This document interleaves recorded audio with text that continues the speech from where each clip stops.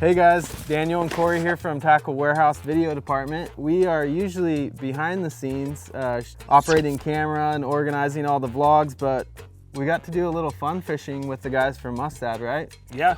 We headed down to El Salto, one of the premier bass fishing lakes in the world. Spend some time with them, checking out some new hooks that they got, and also with Brandon Lester a little bit. Yeah. Yeah, it's kind of a last minute deal. We actually had already planned to leave that following Friday to go film with Luke Clausen in Florida. It happened to work out perfectly that was the last day for the Mustad deal. So we just changed one flight to fly out of Mexico to Florida, and we headed down from SLO and right into Mexico to make it happen.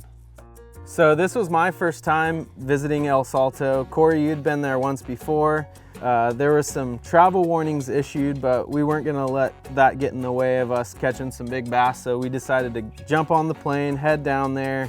Travel went smooth, you know. As soon as we arrived, got our baggage, and were greeted by the guys from Anglers Inn. We jumped in the van and the AC cranking, ice chest full of some Pacifico cervezas, so I was ready to roll, get down the road, and make about an hour drive down to the Anglers Inn itself. Drive went nice, had a couple cervezas, and just enjoyed the trip heading down there. Once we arrived, they had a tray full of margaritas for us and then ushered us to the room to kind of get settled in for a bit. Corey fell immediately in love with the place when they gave him his first tray of nachos. They don't call me nacho cheese for nothing, I mean, come on. So we enjoyed those and kind of got settled in and started rigging up for the next morning.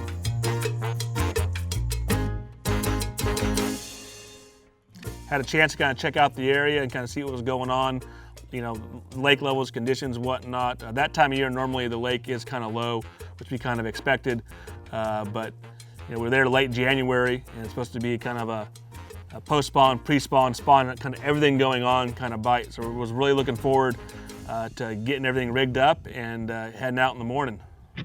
Next morning, 6 a.m., knock on the door. We got hot coffee ready for us. Get breakfast real quick and then head down to the boats where they have a fleet of bass trackers and a couple other bass boats. A couple other Tritons, I think they were too, but the trackers were definitely the way to go. So first morning, Corey and I got to have a little fun, you know, start the trip off right, do a little fun fishing together. The lake was beautiful, you know, the fog coming in off the water, nice Mexican sunrise. I started throwing some plastico. I started off with a crete tail worm on a little jig head and caught some you know, decent ones, nothing special, but started off with some bites, so I was happy. Corey, what did you start off with? I started the Whopper Popper at first, got a few topwater bites, I kind of missed them, didn't quite going. And if I get a chance, I'm gonna pick up and throw a shallow crankbait, and I picked up the Jack Alaska and the Chartreuse and Blue, and caught one little one right off the bat, but then Daniel kept it going with the worm for a little bit. You know, I had brought down some crete tail worms, ran out of those pretty quick, so I switched to a Berkeley power bait power worm, 10-inch one in plum. And after I saw Corey kind of get some reaction bites, I started swimming in a little faster, and the bites kept coming. You know, nothing giant, but good way to start off the trip, having some fun. There we go. Worm King. Oh. Another one? Oh, he's smoking so hard, you little shit.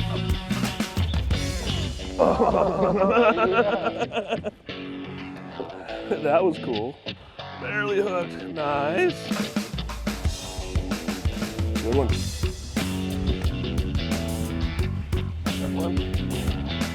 Yeah, like I said, kind of started out catching them on the Alaska, caught a small one, and then caught a few decent ones, and then kind of went and picked up Luckcraft 2.5 and started throwing those around a bit, and got on a pretty solid bite. You know, it wasn't fast and furious, but it was pretty good, and some quality fish here and there. It was definitely a good way to kind of start out the morning. And any chance I get to pick up a Chartreuse and Blue crankbait, especially a Chartreuse and Blue shallow crank, it's my style of fishing, and doing El Salto it was a dream.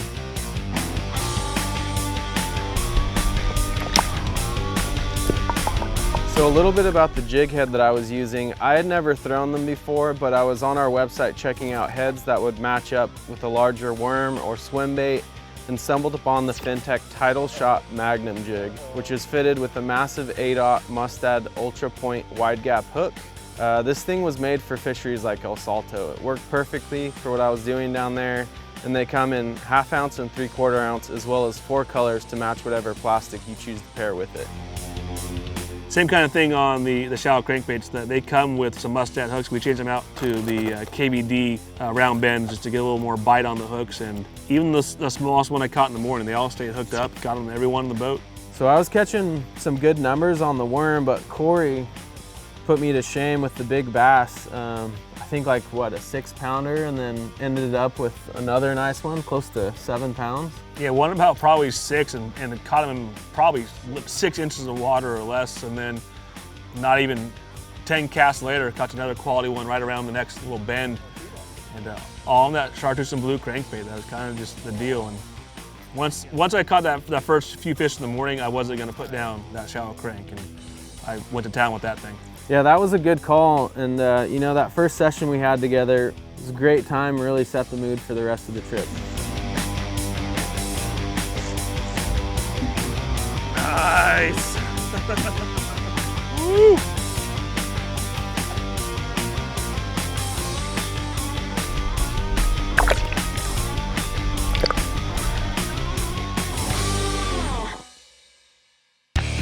So the next morning, the plan was to film with Brandon Lester and the man himself, James Hall from Bass. Got the intro filmed and started heading out, following them to our first spot. I was taking some notes.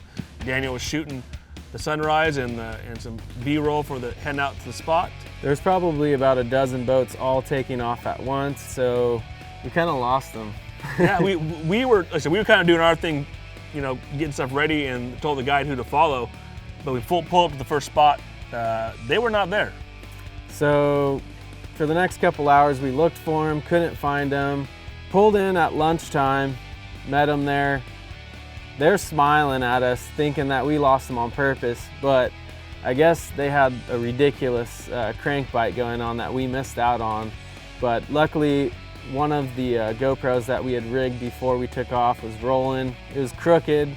You know, I blame them, but you know, they're fishermen, they're not videographers, so you know, we'll let them have that. But they tore it up on the deep plugs there that morning. When they were at lunch, I'm telling everybody, it was probably one of the best bites they had been on, not just El Salto, but in their lives. It was fish after fish, and it was just doubles nonstop. And of course, we're not there to get all this on camera. Luckily, the GoPros were able to capture some of the footage, and there's no way, you know, of course, we're gonna be able to repeat this again. But it was one of those things, at least we got something covered of it. Here's a couple clips of them doing what they were doing while we were searching all over the lake for them. Going for a boat ride.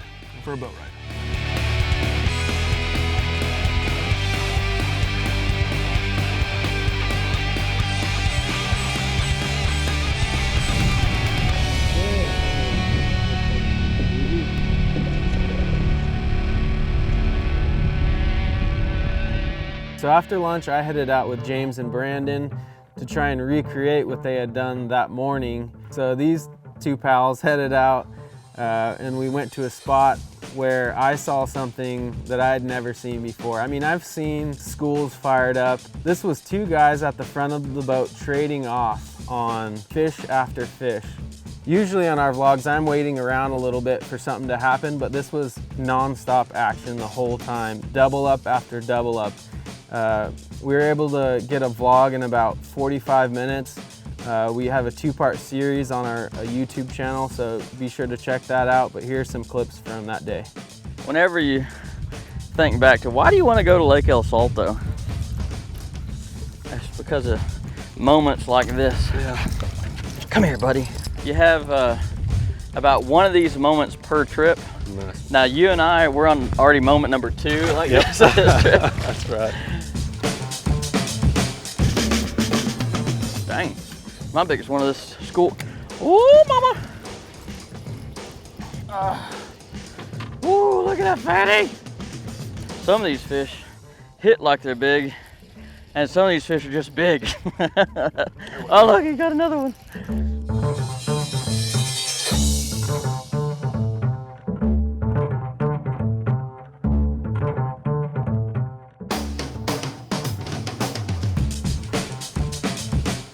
So after lunch, I actually went and fished with Steve from Mustad, and right away, like the first cast, we got on some good cranking fish, and then went on a pretty good flurry, and just all quality, solid fish, all 5, 6, 4 pounders, and that's all stuff that they got for the Mustad guys. If you want to see that footage, go check out Mustad's Facebook or YouTube channel and check that stuff out. And later on in the afternoon, me and Steve got done fishing. We saw the guys kind of filming over there, and we snuck up on them. And as we're talking, we noticed that there was about a 4 or 5 pound bass caught in one of the tilapia nets, and like we gotta get this thing out and free it up. So James went to work cutting the net and getting the fish out. It didn't look that good. You know, we were stoked to save the fish and get them out, but we didn't think we'd be able to save the thing. And then went to let him back in, and it was pretty cool what the guy did, huh? Yeah, I'd never seen it before. You grabbed the mouth and the tail and started flexing it like crazy, I guess to get some blood flow or something in there, but the fish swam off. Saved a 5 pounder, 6 pounder, and kept the karma going for the rest of the trip. So after that, all the work was done, and it was time to play. And the first thing I did is I went back to the room, and I taught on every chartreuse and blue crankbait from, you know, 2-foot diver all the way down to the 10XD, and was ready to cover the whole water column with my favorite crankbait. And sure as heck, we pulled up on this deep ledge with that 10XD and throw the thing on 30-pound braid you're out El Salto, and it was every single cast. Like what we're seeing here is just a portion of what we caught. I didn't turn the camera on until probably more than halfway through it, but it was every cast. You get it back to the boat, and the ledge was right there underneath the boat. If you didn't get bit, I would just stop the crankbait and let it just sit there and float, and they'd eat it even just sitting there. It was one of the craziest bites I've ever been on. It was just, no joke, 60 casts. I probably caught over 50 fish. It was just one of the coolest bites I've been on, and all quality fish. So while Corey was out there cranking the ledges, we went shallow, kind of similar to what we did the first morning.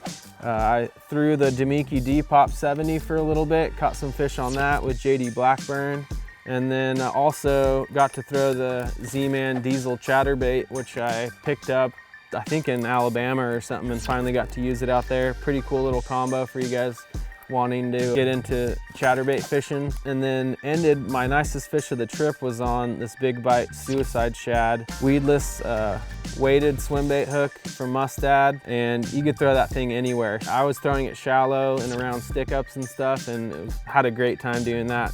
Yeah, personally, like I said, I picked up that 10XD, and after I got that thing, it was hard to put it down, except for, you know, early on I did catch one on the Demiki MTS spinnerbait. I caught a few on that, but one decent one, and then picked up that 10XD. But I was braid the whole time. I'm in El Salto, big fish, big timber, and I was throwing sunline, I don't know, it was SX1 or FX2, but 30-pound braid, some 50-pound, and that's all I stuck to. And I didn't have one rod rigged up with fluorocarbon after the first day.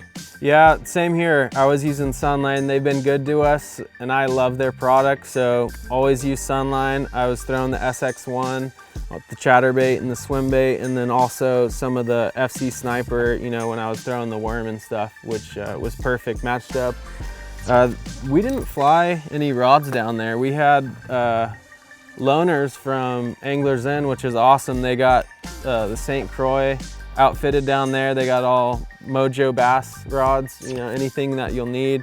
Just bring your reels and your baits, and you can use what they got down there.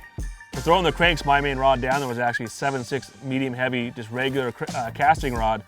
And you know, down there you want the extra power to pull them out, and it's still soft to throw the cranks. It wasn't parabolic action, but I'd rather have the power to get those fish out. And when it came to reel, thanks to Dan from Shimano and me taking down Alex in the Milkshake Challenge. If you guys haven't watched that video, maybe you should, or maybe you should check it out, I don't know, but we won this in the Milkshake Challenge, and that's the reel I used the whole trip, and pretty much as a 10XD the whole time, and this reel and 10XD and got the job done.